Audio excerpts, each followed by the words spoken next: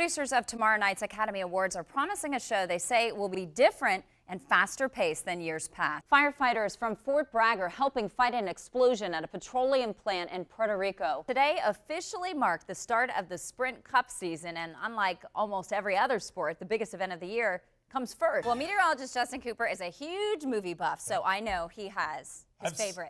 We do. Just moments ago, Amy, it came in the press release onto my BlackBerry at 4:55. I want to read it to you all so you get the latest information. There's about an hour wait here at the Cherokee Springs Fire Department. If you take a look behind me, you can see the people in line. Not so bad here in Chesnee compared to other places in Spartanburg County. We're not hearing any major reports of problems at any of the polling locations, of course, besides the long lines. But we do want to point out one problem here at this location. So here's what will change. Right now, the expiration date is printed in small type. Starting next year, it'll have to be large enough so that law enforcement officers can see it from 20 feet away. We counted up nearly 24 bees Ms. Drummond says she's collected over the last couple months, and she says she's already turned in baggies like these to management.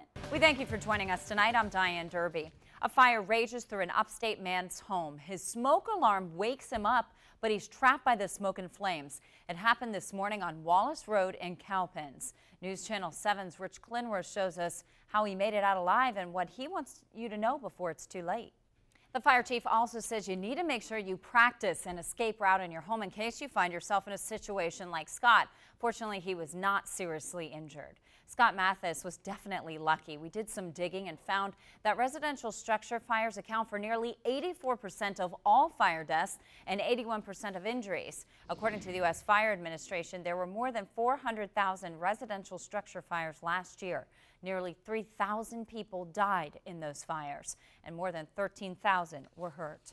South Carolina is apparently missing out on an additional $100 million in federal stimulus for unemployment benefits. That's according to a report from the Post and Courier in Charleston.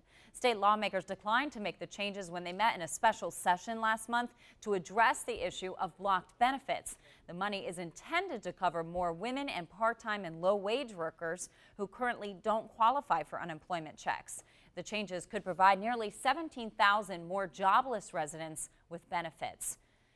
Anderson police are looking for 3 men they say robbed and then carjacked a pizza delivery man in Anderson. They say it happened tonight when the driver with People's Pizza went to make a delivery.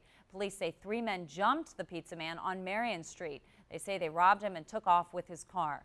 They say they found the stolen vehicle a few streets over, and they're still looking for the suspects. So, of course, if you have any information, you're urged to call 864-231-STOP. An upstate man is accused of having sex with a 12-year-old. Investigators with the Spartanburg County Sheriff's Office arrested 18-year-old Luis Ruiz on Friday, charging him with criminal sexual conduct with a minor. They say the 12-year-old was caught lying about skipping school and admitted to going to Ruiz's home. They say she told investigators the two had been having sex. A court order declaring a missing couple with ties to the upstate dead also provides more details about the case. John and Elizabeth Culvert were last seen in March of last year near their yacht on Hilton Head Island. That couple is from Atlanta, but Mrs. Culvert served on the Commerce Board of Trustees until she disappeared. An accountant killed himself after being questioned in their disappearance. Dennis Gerwing's employer said he embezzled $2.1 million from the couple and 7 other companies.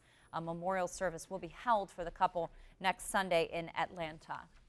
Investigators arrest half a dozen men, charging them with cockfighting after they say they witnessed them fighting their animals. They say the fight took place in a mobile home park on Crisbin Drive in Spartanburg County. News Channel 7's Elizabeth Owens has the story. Cockfighting is a misdemeanor and punishable with a minimum of a $1,000 fine. The governor of Louisiana has declared a state of emergency ahead of Hurricane Ida. The hurricane is kicking up the waves on the Gulf with winds of more than 105 miles an hour. It's bringing the threat of flood and, of course, storm surges. Ida could make landfall by Tuesday morning, and that could mean a change in our weather as well. All right, thanks, Justin. Now it goes to the Senate. The House barely passed legislation last night that will overhaul health insurance coverage in the United States. But the battle in the Senate promises to be even more intense. Catherine Brown has more for you in the 7 on Your Side Medical Watch.